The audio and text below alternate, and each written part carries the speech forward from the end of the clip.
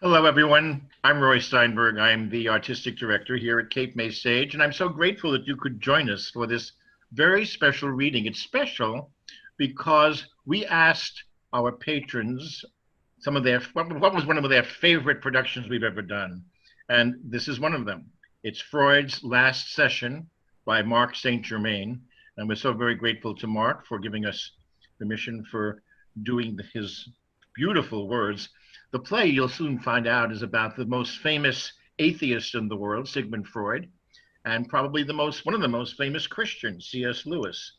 And the two actors we have also happen to be favorite actors who have appeared on our stage. Joel Rooks, who's playing Freud, had earlier played George Burns in Say Goodnight, Gracie, another favorite production we did. And in a much wackier role, Mark Irish played in the complete works of William Shakespeare abridged. So he's much more reserved and serious in this. He's just a wonderful actor. So enjoy them both. Ladies and gentlemen, please enjoy Freud's Last Session. Freud's Last Session by Mark St. Germain. Characters: Dr. Sigmund Freud, aged 83, played by Joel Rooks. C.S. Lewis, aged 40, played by Mark Irish. Time: September 3rd, 1939. Place: Freud's study, Hampstead, Northwest London. Lights up on the study of Dr. Sigmund Freud. The room is filled with books, the walls with artwork. The desk is crowded with antiquities from around the world. A leather chair faces the doctor's desk. Upstage, a couch is covered by richly embroidered quilt.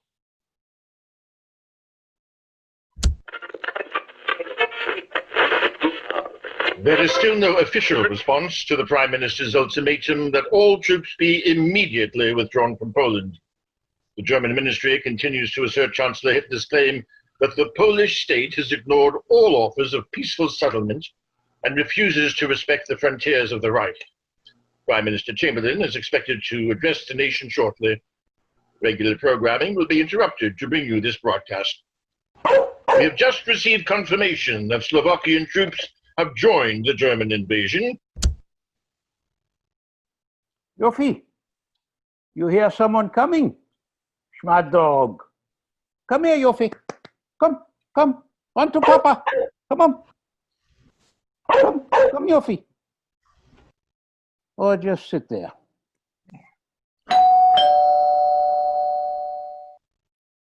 Freud looks at his watch and exits. Off stage, he opens the front door. Dr. Freud, I'm Professor Lewis. Good morning, Professor. Good morning. I had given you up for lost. Yeah, come this way. We can speak in my study. I'm terribly sorry to be so late. If I wasn't 83, I would say it doesn't matter. The rail schedules are useless with the evacuations. All the trains are leaving London, not coming here. I watched coach after coach pass through Oxford Station with children they're taking to the countryside. They're emptying hospitals as well. And prisons. Really? Anywhere air attacks are likely. Thousands of convicts near the end of their sentences are being released. You've been listening to the radio? Yes, I find it convenient to be warned before being bombed. Chamberlain is due to make an announcement. Now, I must tell you, by the way, that my doctor will be coming shortly, so our visit must be brief. Yeah, let me take your coat. My wife and our housekeeper are out shopping for any canned goods they can find. We must prepare for the worst. Of course. Perhaps under the circumstances, we should simply postpone it. Until when, Professor? Do you count on your tomorrows? I do not. Freud exits with Lewis's coat. What kind of dog is he? A chow. He stays with me through all my sessions. Yofi is my emotional barometer. If a patient is calm, he stretches out at my feet. But if a patient is agitated, Yofi stands at my side and never takes his eyes off him. So what should I make of him running away at the sight of me? He too is a stickler for punctuality. I see. What a marvelous study. My daughter Anna decorated it to be a replica of my office in Vienna. You have a beautiful view. Ah, the garden, yes. When I looked out my window at home, I saw only Nazis burning my books. Please, sit. Lewis stares at Freud's famous couch. Not there. Here. Thank you. Since we have so little time, perhaps we should come to the reason I wrote you. One of my books. Oh, you've written more than one? I believe it's Pilgrim's Regress that's offended you. Offended? Yes, my satirizing you with the Sigismund character, his bombastic self-importance, his tossing the pilgrim to the giant because he can't bear being contradicted. My describing you as a vain, ignorant old man was a bit excessive, but I feel that when we put our belief systems before the public, we must expect the public to react. As they should. I'm sorry if you took it as a personal attack, but I can't apologize for taking issue with your worldview when it completely contradicts my own. Which is? That there is a God, that a man doesn't have to be an imbecile to believe in him, and when we feeble-minded who do are not, as you claim, suffering from a pathetic obsessional neurosis. I didn't read your book. You didn't? Dr. Eric Larson, a dear friend at Cambridge, shares my passion for early English literature. And when your homage to Pilgrim's Progress appeared, he gave me a full report. That I savaged you. Professor Lewis, I have been savaged all my life. Do not be disappointed that your creation of a cartoonish character named Sigismund Enlightenment didn't leave me bedridden. But I must ask, if you assumed I was so offended, why did you come at all? I was curious to meet you. Even if you dismiss my work? Not all of it, certainly. Your writings are always thought-provoking. When I was a student in university, we devoured every book to discover our latest perversions. I hope you found them. We did. Then competed to invent worse. You enjoy using humor. I debate my students daily. Humor often tips the scale. Are you thinking, even unconsciously, that debate is the reason you are here? I see it makes no difference. I didn't choose the couch. Since you invited me, perhaps you should tell me why. Although I did not read Pilgrim's Regress, I enjoyed your essay on Paradise Lost. Quite well written, with many original observations. Paradise Lost is my favorite book. Many years ago, when I was separated from my future wife, it gave me great comfort. You were comforted by a clash between God and Satan? I didn't say whose side I was on. But Milton gives Satan the best poetry, don't you think? Tea? No, thank you. Good. I'm sure it's cold by now. Water? No.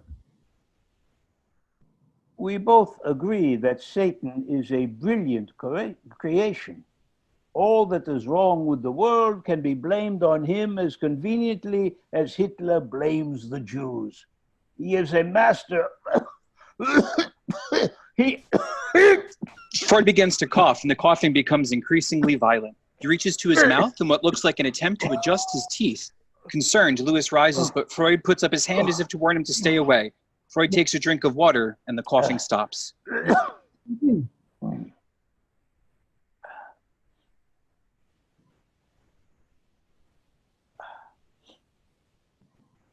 I have oral cancer. It forced me to have my upper jaw and palate removed. What looks to you like badly fitting dentures is a prosthetic. It seals off the roof of my mouth from my nasal cavity, but there is always abrasion, and the smell is clearly hideous. I don't smell it. You're being kind. Yofi didn't run from you. He ran from me. The smell of decaying flesh. It must be terribly painful. More so when I talk. But as you see, my not talking is unlikely. Ah, it's nearly 11. Chamberlain should be speaking. Do you mind? Of course not.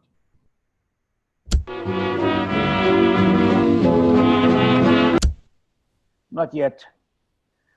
My friend Larson knows a colleague of yours, a Professor Tolkien. Oh, we're close friends, yes. He spoke of inklings. Oh, that's what we call our literary group at Oxford. Writers, mostly. We discuss each other's work. Fantasies. Often, yes. I've spent much of my life examining fantasies. In the time I have left, I am determined to understand what I can of reality. Now, from what I have learned, you have a superior intelligence and a talent for analytic reasoning. Larson said you even shared my belief that the concept of a creator was patently infantile until a short time ago. That's right. Then it is true. Like St. Paul, you are the victim of either a conversion experience or a hallucinatory psychosis. St. Paul was struck by lightning on horseback on his way to Damascus. I was struck by a thought in the sidecar of my brother's motorbike on our way to the zoo. Not quite as dramatic. That depends on your thought. When I set out, I didn't believe that Jesus Christ is the Son of God. When I arrived, I did. It was that simple. Things are simple only when you choose not to examine them. I question my beliefs daily. And I must say, I've met a non-believer who spent so much effort trying to debunk the existence of God. If I were a psychoanalyst, these endless protests would intrigue me. If you were a psychoanalyst, you would also wonder why someone would huddle in a sidecar rather than mount the motorbike. The disappointing answer is that I can't drive. Since that is a skill I have seen bears demonstrate at the circus, I must assume you could, but for some reason choose not to. No matter. You are correct about my preoccupations with religion. Have you read my latest book? I tried. My bookseller had sold out. But I understand you've made some inflammatory claims. Supposition. That Moses wasn't a Jew, but an Egyptian? That God never chose the chosen people, but Moses did? And that after he led the Jews to the Promised Land, they killed him for it? Not for that. For either his imperious dogma or his insistence that all men be circumcised.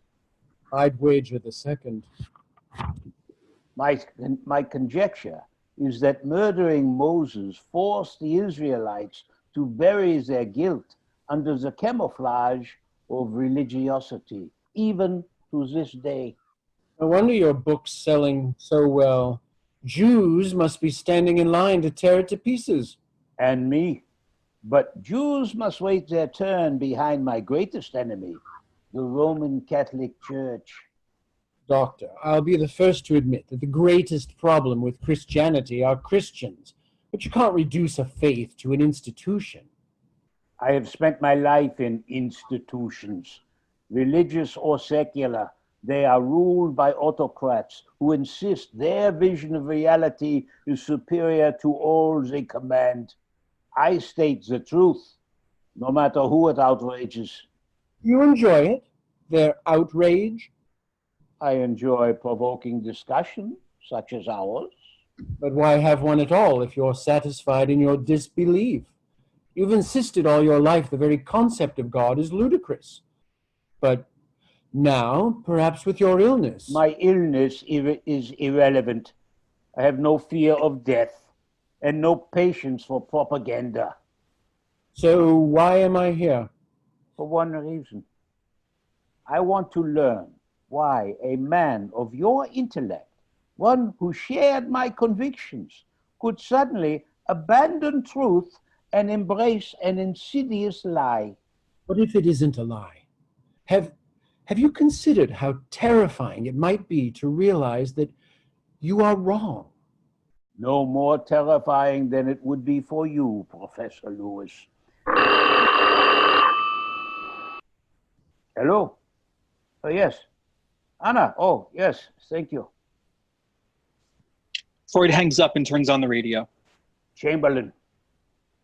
Up to the very last, it would have been quite possible to have arranged a peaceful and honorable settlement between Germany and Poland, but Hitler would not have it. His action shows convincingly that there is no chance of expecting that this man will ever give up his practice of using force to gain his will. He can only be stopped by force. Now, may God bless you all. May he defend the right. It is the evil things that we shall be fighting against. Brute force, bad faith, injustice, oppression, and persecution. And against them all, I am certain that the right will prevail. You've been listening to a broadcast from 10 Downing Street. So it begins. Again. I thank your God who blesses me with cancer. I won't be here to see another. Excuse me. Yes. Yes, I heard. No, give your lecture. Your students will need you. Dr. Schur, he will be here in half an hour. Oh, good rest now. Good, yeah.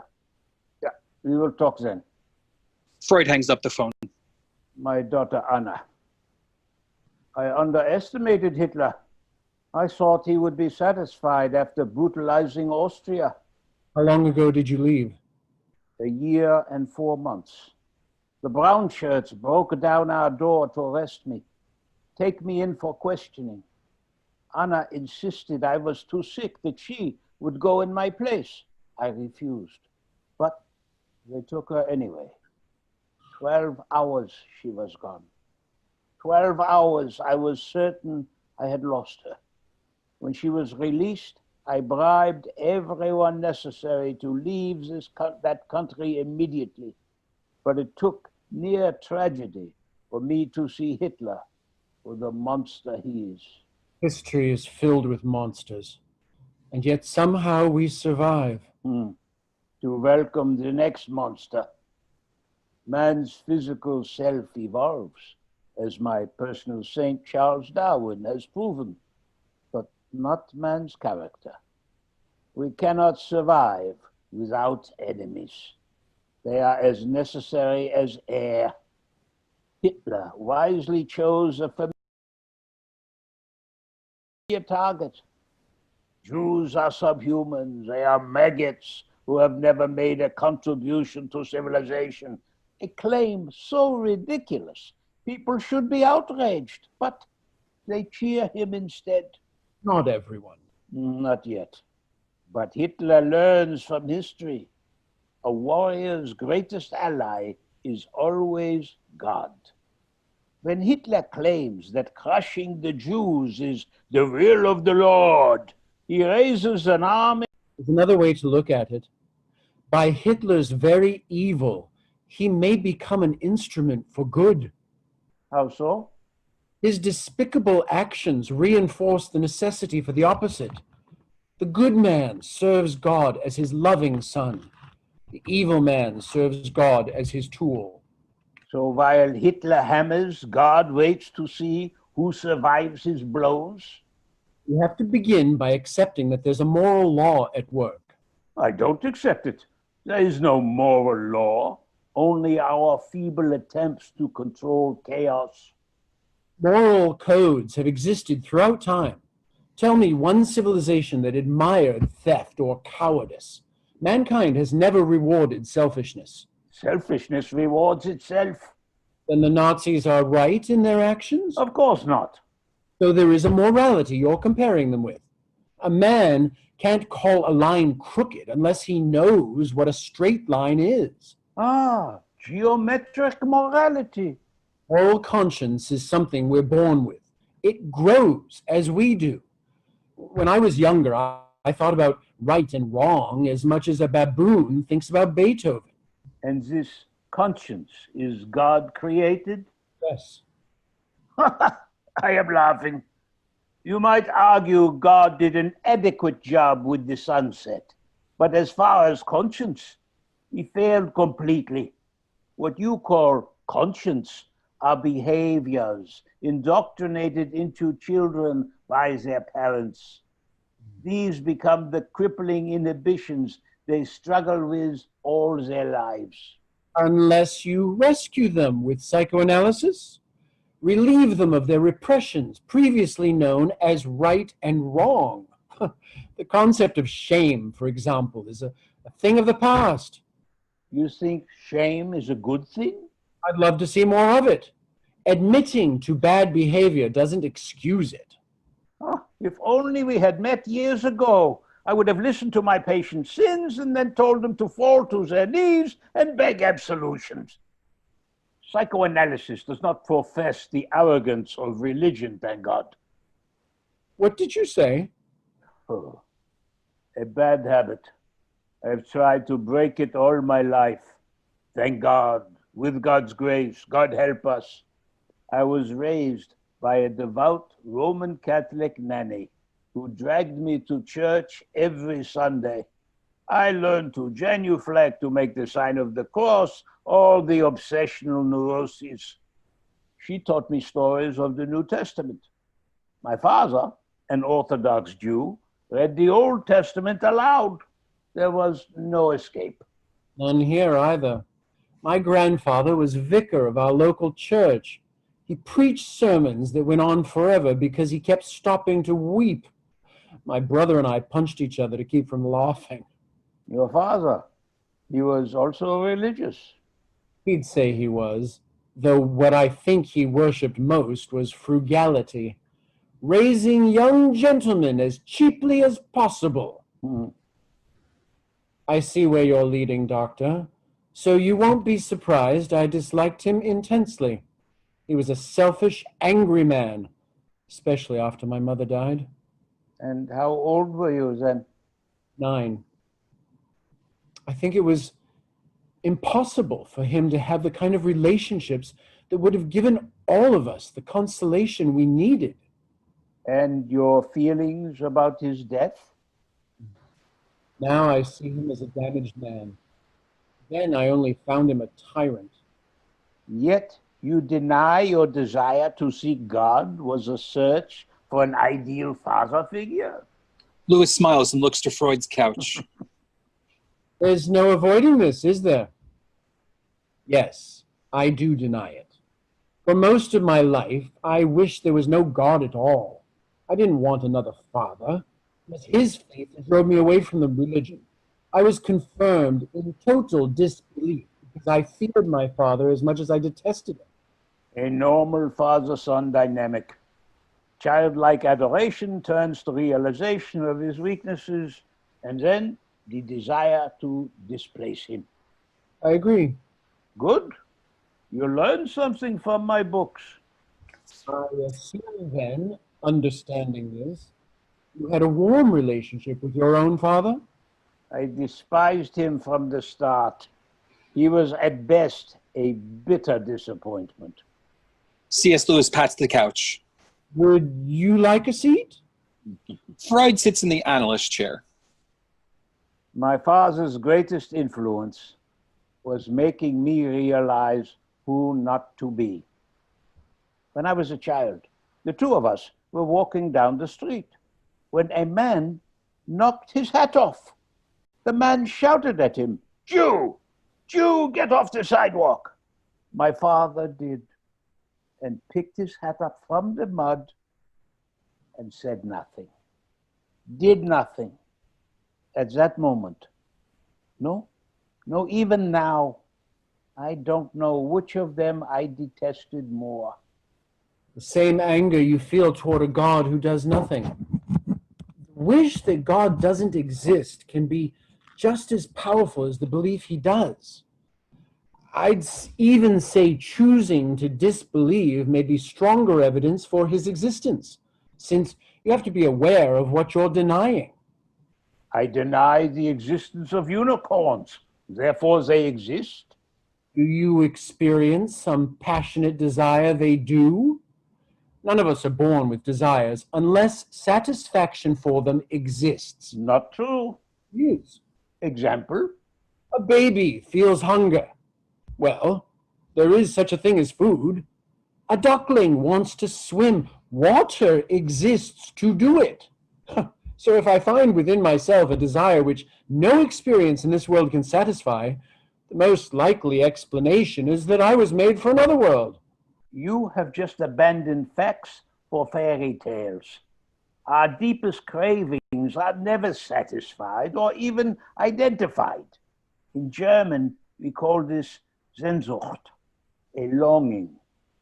For years, I have felt this, a strong desire to walk in the woods with my father, as I did when I was young. He would hold my hand, but I would always pull away and run from him as fast as I could, deep into the trees. What were you running to? Perhaps I ran to be alone or to escape from my father. I only know the desire was overwhelming. I call that desire joy. Joy? I don't know a better word for it. I felt it for the first time through a sort of woods as well. Yes. I wasn't yet 6. My brother Warren brought a biscuit box into the nursery that he decorated with moss and twigs, tiny stones and flowers, a toy forest. I thought it was the most beautiful thing I'd ever seen. I still do. The moment I saw it, it created a yearning I never felt before. To live in a tiny Eden with a tiny God. God never entered my mind. And this joy you equate with an inherent desire for a creator? Yes. You were led to God by a biscuit tin.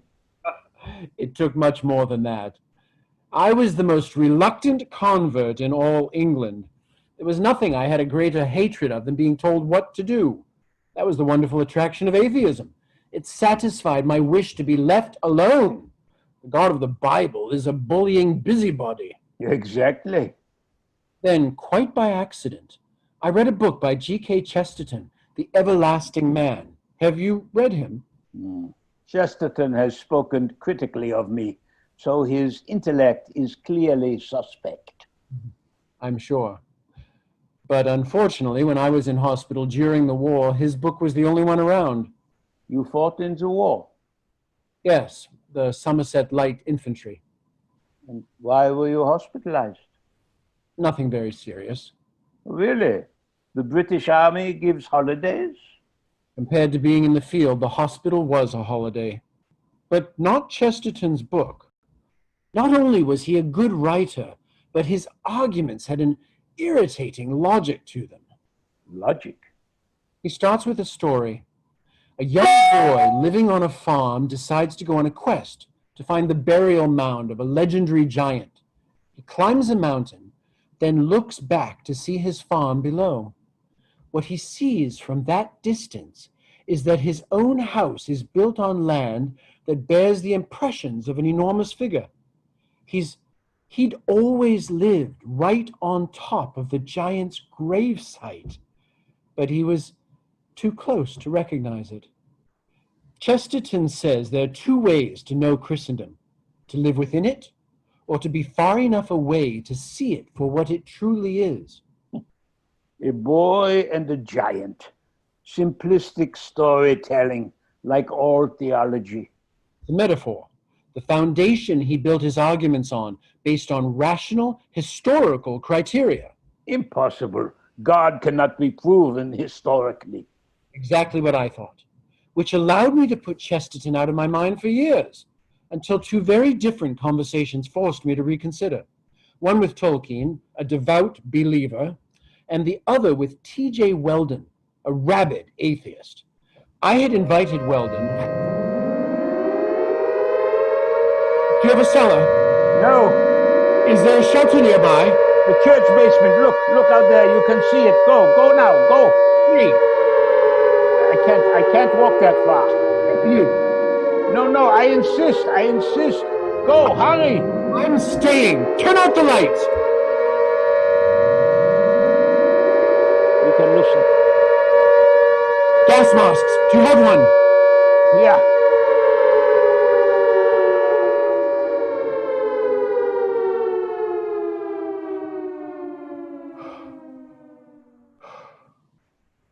But no attack.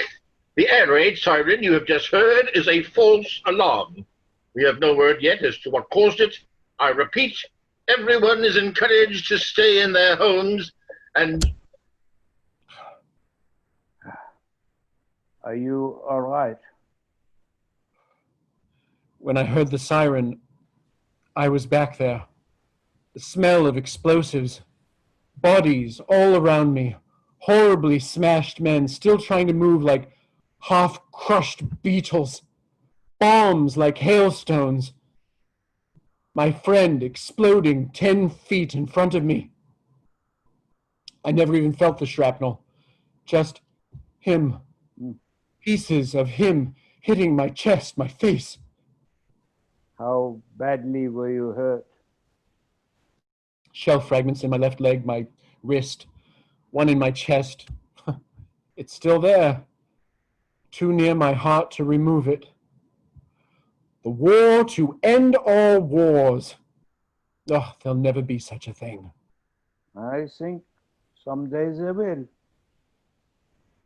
It was commendable of you to stay with me, but you must promise never to put yourself in danger on my behalf. I didn't have time to think about it.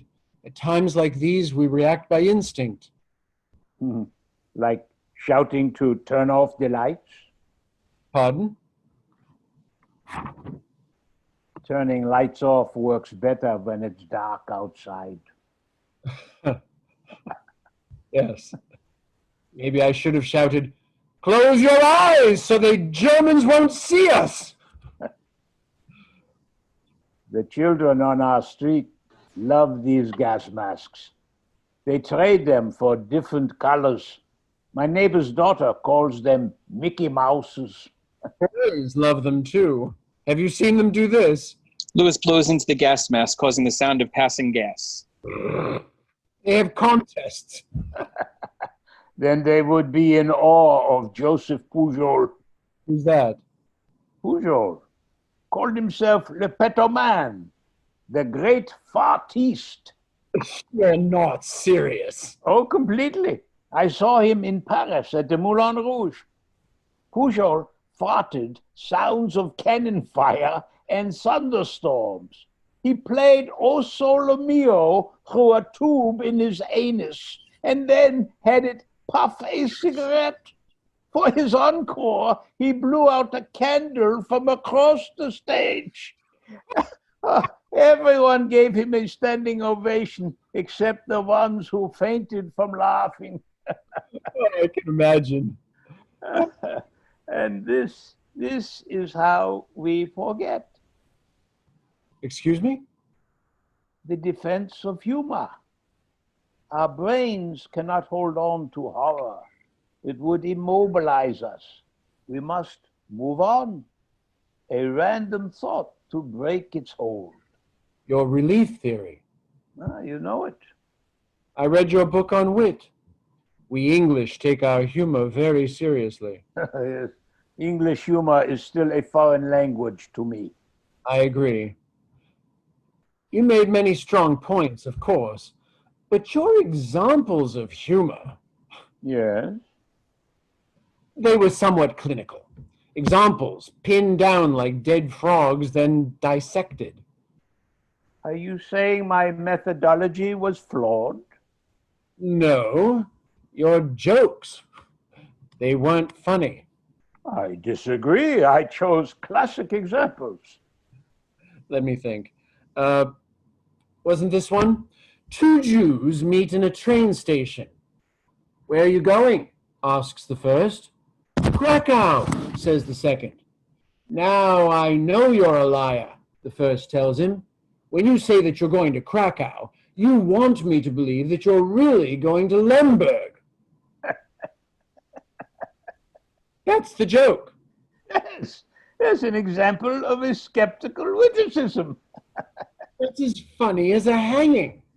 What is funny is that the second Jew is called a liar because he's traveling to Krakow, which is his real goal, but the first Jew, who believes he is being modest, cannot accept it. It seems another frog has been dissected. Hello? Yes, Max. How late? Can it be sooner? Quite severe. All right, then I have no choice. I will see you then. My physician is delayed. I should make more tea. Don't bother, really. No tea. Isn't that heresy for an Englishman? I could be deported. But no, thank you. I think the siren took away my appetite. You were speaking of your inkling and your atheist.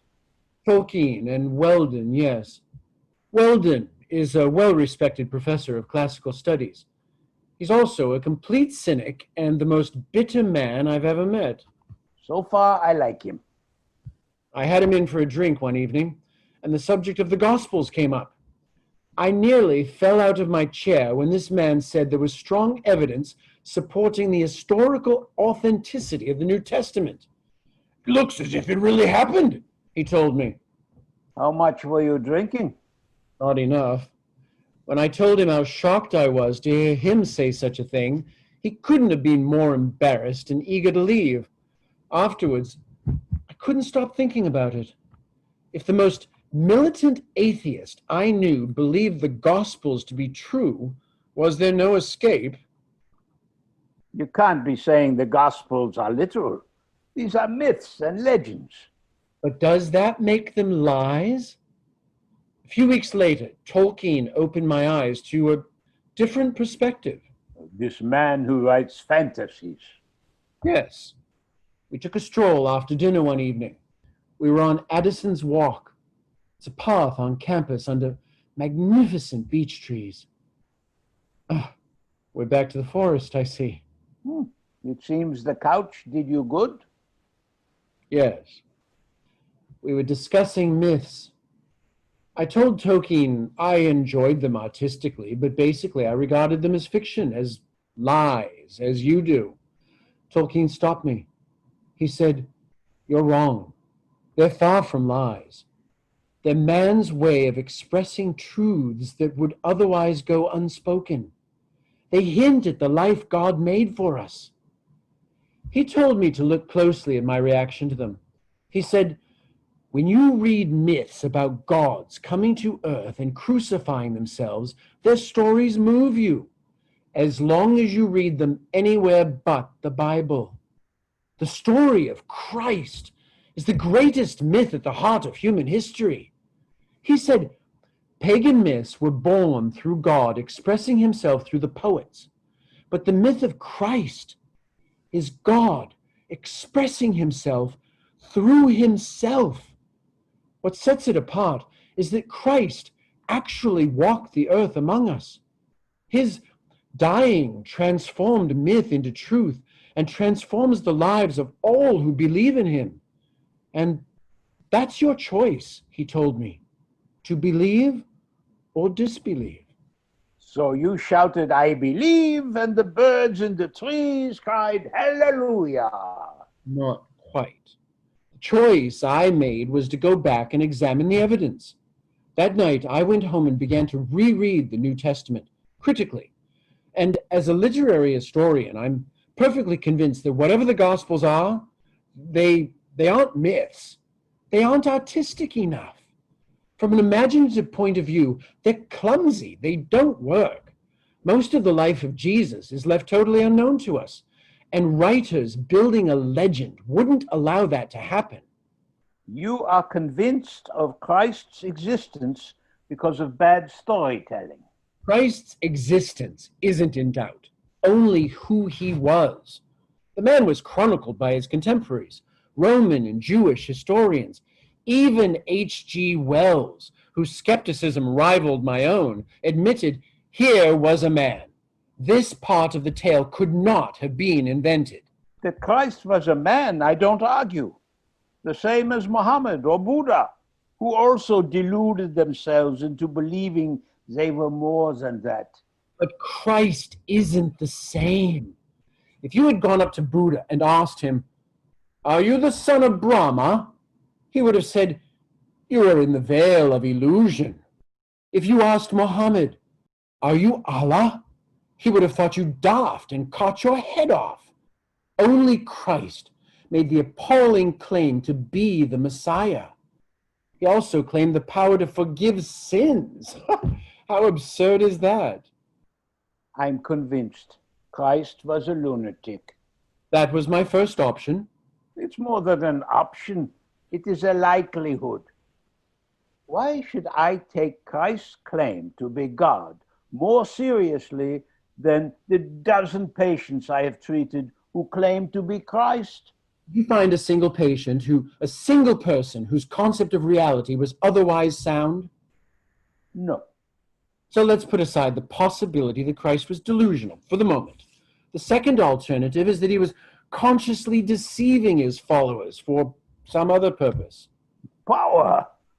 His followers deified him. He performed magic trick miracles. His strategy was a complete success.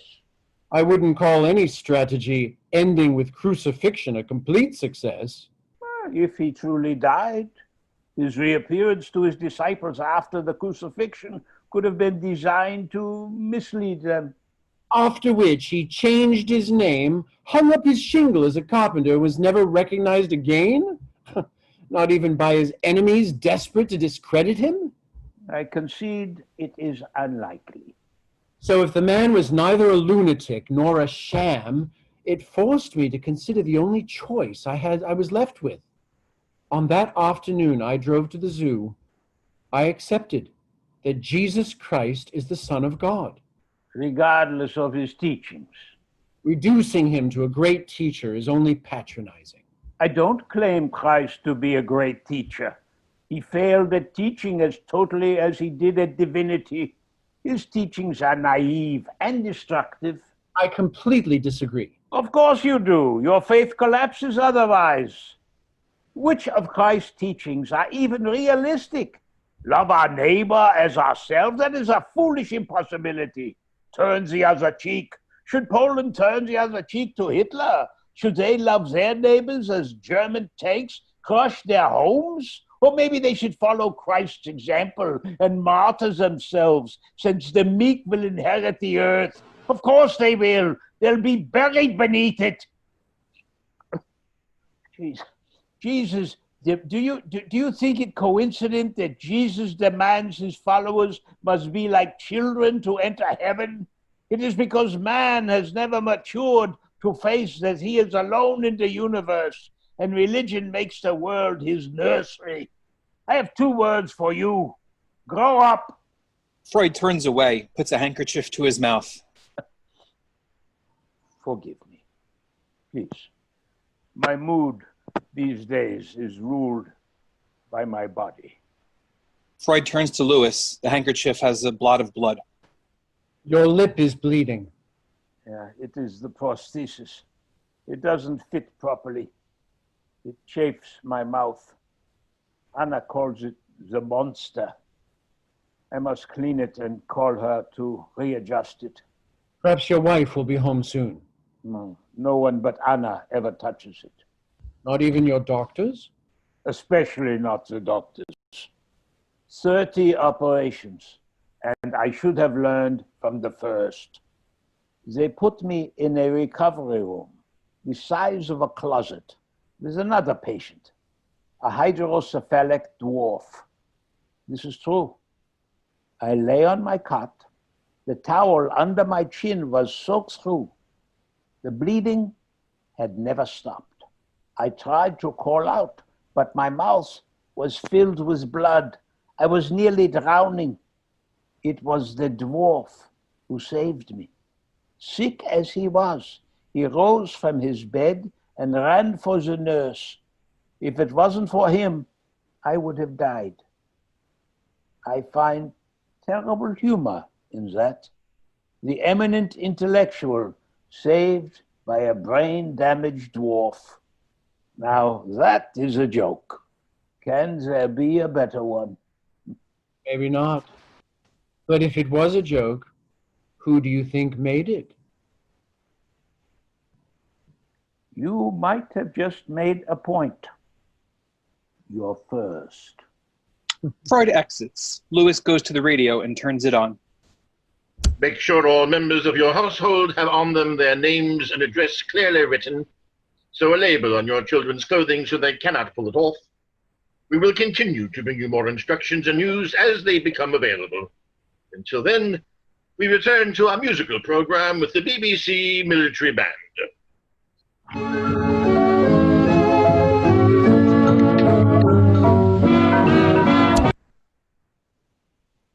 Freud re-enters, turns the music off, and sits at his desk and dials his phone. London 2473, please. This is quite a collection. Oh, thank you. Mostly Greek, Roman, and Egyptian artifacts. A good many over 2,000 years old. Over there, oh, yes, excuse me. Yes, Maria, has Anna begun her lecture? When will she be finished? Would you interrupt her with a message to call me? Thank you. Your daughter teaches? Yes. She also has a psychoanalytical practice for children. You must be proud. I am. She is very well respected. I feared that by following in my footsteps, she might leave no mark of her own. But Anna will. She is dedicated to the science. And to you, it seems. Tell me, which of these pieces is your favorite? Perhaps this one. Ah, Eros, the god of love. You are a romantic. And you? Buddha, Zeus, Athena? What do you call a man whose desk is guarded by gods and goddesses? A collector. I have a mania for it, I admit. I have over 2,000 pieces, most in storage. I can't go to a new city without seeking them out. I must always have a new object to love. Objects are safer than people. Oh, and I've always preferred the dead to the living. But if people so intrigue you, you might be interested in this. Freud hands Lewis a jar with cloths inside. Bandages? Yes, from a mummy, still stained with embalming fluids. The Egyptians had a remarkable civilization. Do you know what these marks mean? I am told they are spells from the Book of the Dead. They protect this man in the afterlife. This remarkable civilization believed in an afterlife? Beliefs completely unlike your own. The reason rulers were mummified was to preserve their hearts where the records of their lives were stored. Their souls, you might say. If you like. After burial, they were taken by Osiris, god of the afterlife, to the great hall of judgment, where their hearts were weighed. A pure heart was nearly weightless, light as a feather. An impure heart was heavy with evil deeds. If they were judged worthy, their essence rose into the universe to live among the stars. Heaven. In other words, In your words, it also interests me that the Egyptians preserved the heart, or soul, but not the brain. Isn't that true, Doctor? Didn't they discard the brain as worthless? you know your Egyptology. What I'd like to know is why all the pieces on your desk are sacred objects. Tell me, are you hoping to replace me in my practice? I am simply interested in ancient belief systems, yours included. All sharing concepts of God, right and wrong, good and evil, and a choice between them. And if good is to be chosen, then your God, who created it, also created evil, allowed Lucifer to live, to flourish, even to compete with him, when logically he should have been destroyed. God gave Lucifer free will, which is the only thing that makes goodness possible. A world filled with choiceless creatures is a world of machines. It's men, not God, not Lucifer, who created prisons, slavery, bombs. Man's suffering is the fault of man. Is that your excuse for pain and suffering? Did I bring about my own cancer? Or is killing me God's revenge? I don't know. You don't know. And I don't pretend to. It's the most difficult question of all, isn't it? If God is good, he would make his creatures perfectly happy. But we aren't. So God lacks either goodness or power or both. We are making progress. I can't justify your pain. Yet I can't imagine God desires it. At some level we can't grasp. I wonder if it might be a kind of tool. For what? We don't think of God when we're motoring in the countryside, only when we're stuck on the railroad tracks and see the train coming. If pleasure is his whisper, pain is his megaphone. So cancer is God's voice? If I tell him today I believe, my tumor would rejoice and vanish? Of course not. No, because the hospitals are filled with believers. God treats no better. What if God wants to perfect us through suffering, to make us realize that real happiness, not momentary pleasure, but eternal happiness, can only come through him? What are we perfected from? Barbaric ancestors who killed for what they wanted? You heard the radio. Nothing has changed. We carry self-destruction within us. This is why Christ died for us. Original sin? Yes. Oh, just the hubris of it. That mere men could incense a god by eating an apple? That God would then reward them by delivering his son to be sacrificed. A vicious murder that redeems them. It has. Oh, I'm sure Hitler, the little altar boy who served at church every Sunday, agrees with you, but I cannot. We speak different languages. You believe in revelation. I believe in science, the dictatorship of reason. There is no common ground. There's also a dictatorship of pride. It builds walls that make common ground impossible. Why is it religion makes room for science, but science refuses to make room for religion? How roomy was Galileo's cell when he told the Pope the sun did not move around the earth? Stupidity of church leaders is too easy a target. But look at our scientists. None agree what caused the extinction of the dinosaurs, but I don't feel anger at them for not having the answer. So why is it so difficult to accept that theologians are not all-knowing as well? Because they hide behind their ignorance. We can't comprehend. We are small. He is mighty. My daughter, Sophie, died of Spanish flu at 27. A mother, a wife, snatched from her family. But this was God's plan, if only I was smart enough to understand it. My grandson, Heinele, was killed by tuberculosis at 5 years old. 5! What a brilliant plan of God's to murder him. I wish cancer attacked my brain instead. Then perhaps I could hallucinate there is a God and seek vengeance. How advanced is your cancer? It's nearly eaten through my cheek. It is inoperable. Only a matter of time. How much time? And that is for me to decide. Dr. Shaw and I have a pact.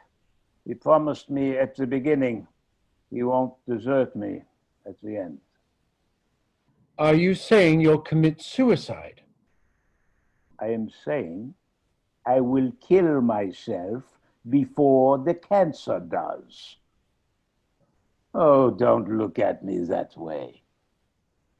You don't need to say it. Suicide is wrong, a sin. None greater. Then look into my mouth and you will see that hell has arrived already. Have you spoken with your wife about it? There is no point. My wife shares your superstitions.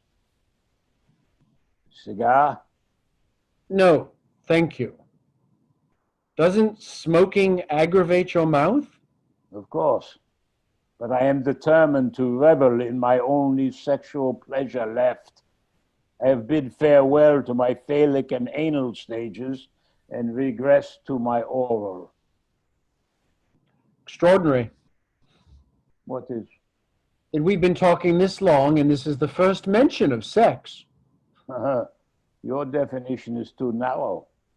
I apply the term sexual to all interactions that bring pleasurable feelings. Genital contact, an infant sucking at its mother's breast, or the delight of a 4-year-old girl sitting on her father's knee. Sexuality is the font of all happiness. There's more to happiness than that. Sex is only one of many God-given pleasures, and not the most lasting. Extraordinary. We have been talking about sex for less than a minute before you brought God into it. Still, despite constant battle with church propaganda, we have made great progress overcoming our repressions. Progress. We've gone from sex being the subject never spoken of to our being unable to talk about anything else. It's as if we invented it. There is no appetite more powerful. But it's grown ridiculous in proportion to its function. Compare it to our appetite for food. The audience at a striptease show pays to watch a girl take her clothes off. But what if they paid instead for the sight of a naked mutton chop? Wouldn't you say they're taking their meat a bit too seriously? But sex is more complicated than hunger. On the contrary, we oversimplify it, turning it into the lie that sex, under any circumstances, is normal and healthy. Oh, so you are an authority on what is normal and healthy? There is a sexual code running through the Old and New Testaments. Sex is an act that should be shared between two people who are committed to each other. Ah, the Bible. For a moment, I thought you were thinking for yourself. The Bible is a bestiary of sexuality. You selectively quote texts like a priest determined to terrify his congregation. No sex before marriage. It's not only naive, it's mindless cruelty. It is like sending a young man off to perform his first concerto with an orchestra when the only time he's ever played his piccolo was alone in his room. Then you practice free love. Of course not. I'm a married man. That's completely hypocritical. Not at all. Philosophically, I advocate freedom of sexual choice. Personally, I choose not to make use of that freedom. And when you were younger, before you were married? I met Martha very early. We fell deeply in love. And you've remained monogamous ever since? Are you married? No. Do you live with anyone? A woman? A man? Pardon? Does homosexuality offend you? It should not. All human beings are intrinsically bisexual. I live with my brother and the mother of a close friend who was killed in the war. Oh, why is that? I promised my friend that I'd look out for her.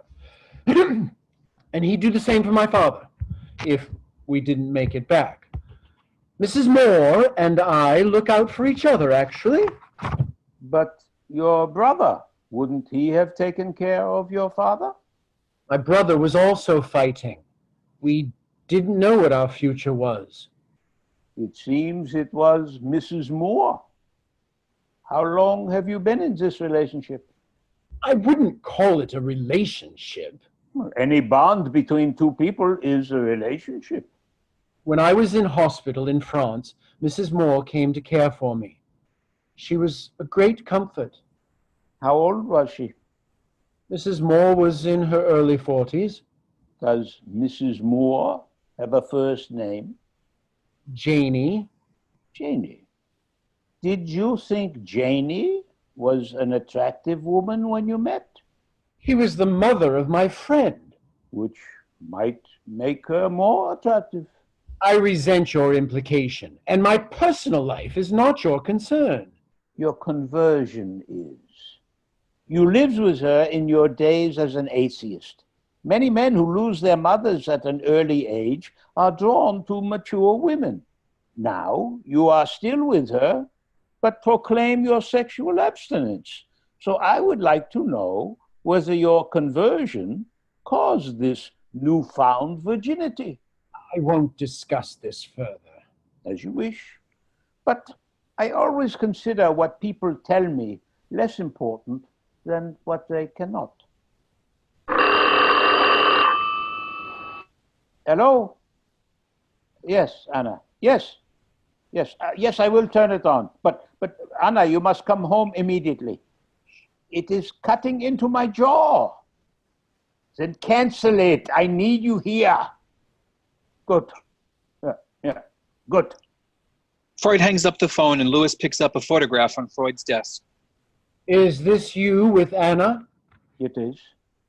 Is she married? No. I'm surprised. She's an accomplished, attractive woman. Between her colleagues and yours, I'm sure there's no lack of eligible young men. It is not a simple task for us to choose the right mate. You mean for Anna to choose? Of course. Is she seeing anyone? Man, woman, or both, since we're intrinsically bisexual? With her teaching and her practice, Anna has no time. Except for you. You're very fortunate, especially considering she's the only person you permit to touch your mouth. Anna is a professional. A physician. No, I told you she's a member of the Psychoanalytic Society. I thought members needed to be medical doctors. There are exceptions. Anna presented a paper that was very well received. Must have been. What was the subject? Sadomasochistic fantasies. Based on her patient's treatments? Based on her own analysis. Who was her analyst? I was. Do you have more questions? Oh, yes. But I won't presume to ask them. I will only remind you of your earlier observation. What people say is less important than what they cannot. Freud doesn't answer and instead turns on the radio. With the destruction of the entire Polish Air Force by the Luftwaffe, military and civilian casualties are already estimated to be over 20,000, a number certain to rise as German bombing continues. King George will address the Commonwealth from Buckingham Palace within the hour. Until then, we return to our own musical program.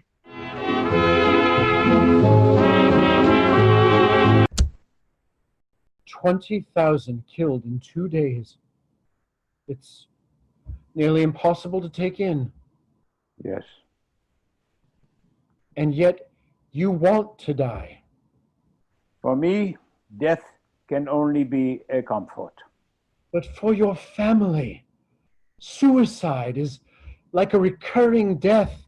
The survivors relive it and their failure to prevent it. You're leaving them endless grief. Then they should see it as a mercy. My mind is made up. I have no strength for sermons. Even your Bible is non-judgmental. Saul fell upon his own sword rather than allow his enemies to kill him. And Judas killed himself after betraying Christ. Both cowardly acts. God gives life. Only God can take it. My parents gave me life, and that life is mine, not theirs. Aquinas believes that... I don't care what Aquinas believes. Aquinas condemns suicide, yet preaches the death penalty. How can someone of your intelligence see the world in black and white when there are 1,000 colors around you? Have you told Anna? That I am dying? Of course she knows. That you plan to kill yourself. And why would I do that? That would only bring her pain. You're protecting her then? Or are you afraid she'll think it's wrong, try to talk you out of it? You are quite persistent. It is the most common trait of converts and reformed alcoholics.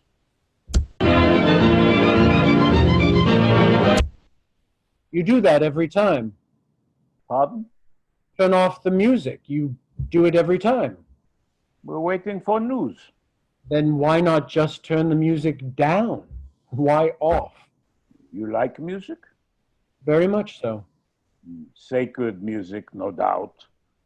Actually, I hate hymns. Really? They're like dipping a chocolate bar in sugar. Unbearably cloying. Hymns drive me out of church early every Sunday. I leave after communion and head across the street for a pint. There, I'm happy to listen to any music playing. Why can't you? Works of art have a powerful effect on me, but music mystifies me. Something within me, something rebels against being moved by a thing without knowing why it moves me. It's like being spoken to in a foreign language and being asked to agree to a statement you can't comprehend.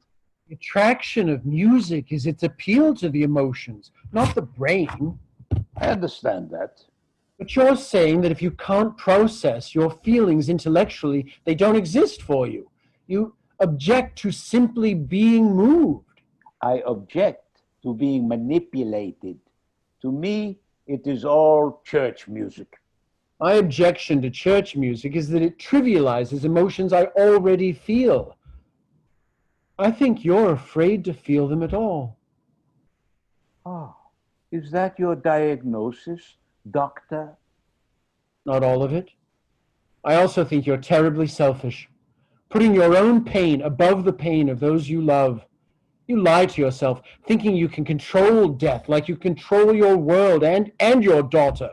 You think you can outthink your fear by hiding behind your desk of dead gods. But the truth is that you're terrified. You know nothing. I know that when the siren sounded, you didn't behave like a man who took comfort. This was his last day. You ran for your gas mask. As did you. What did you believe in at that moment, God or death? Your faith vanished as quickly as your precious joy, because underneath all your self-protective lies, you know he does not exist. Where is your joy? Have you ever felt it? Have you found it through anyone, anything in your entire life? I found the truth that you cannot face, that the end is the end. You busy your doubts. You bury your doubts as deeply as you do your memories of the war, because at your core, you are nothing more than a coward.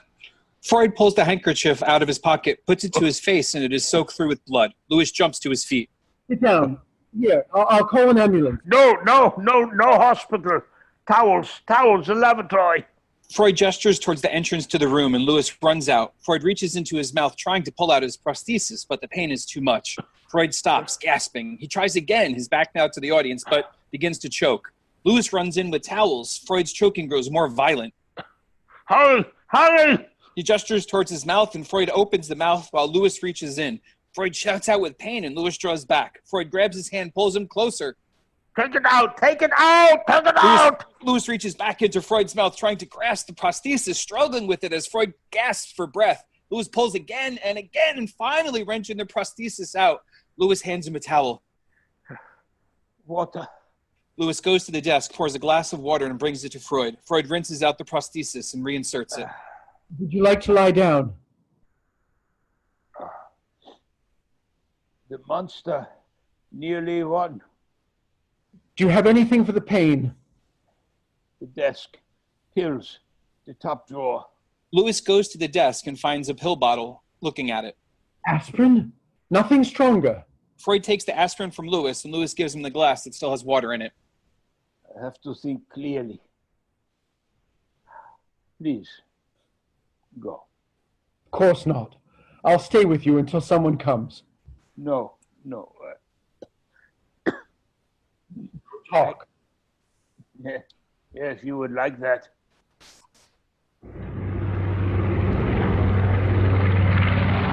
Bombers?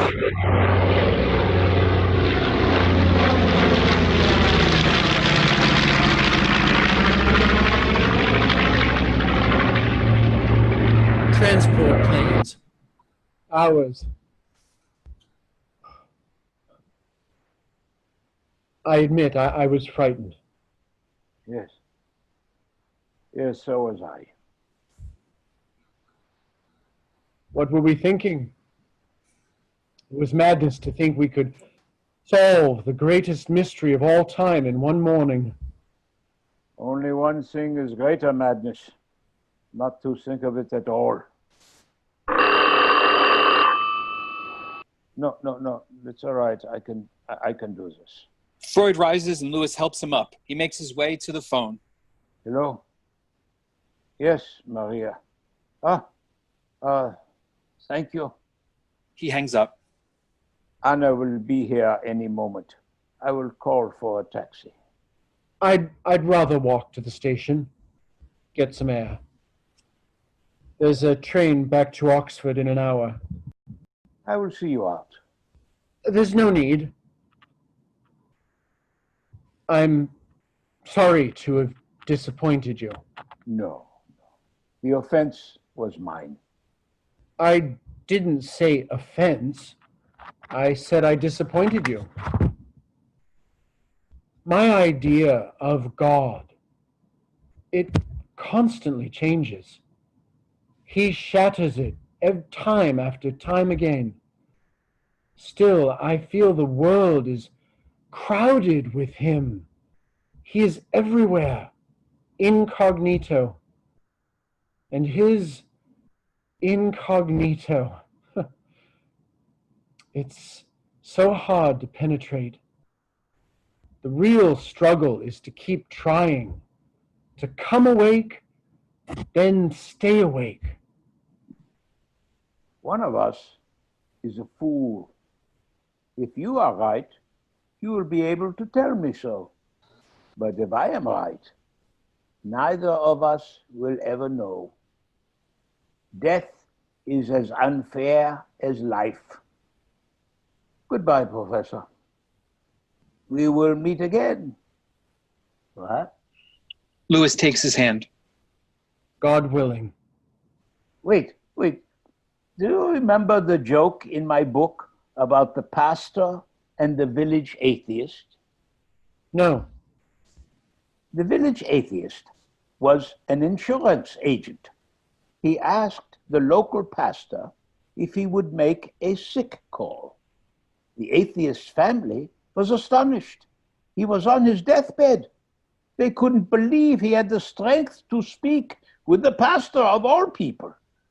Well, all day the two men quarreled, then all night, until finally, at dawn, the weary pastor stumbled from the house. The villager had died, still an atheist. But the pastor was fully insured.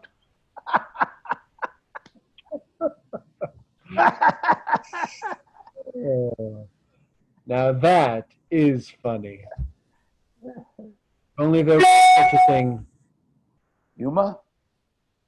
Insurance. Lewis exits.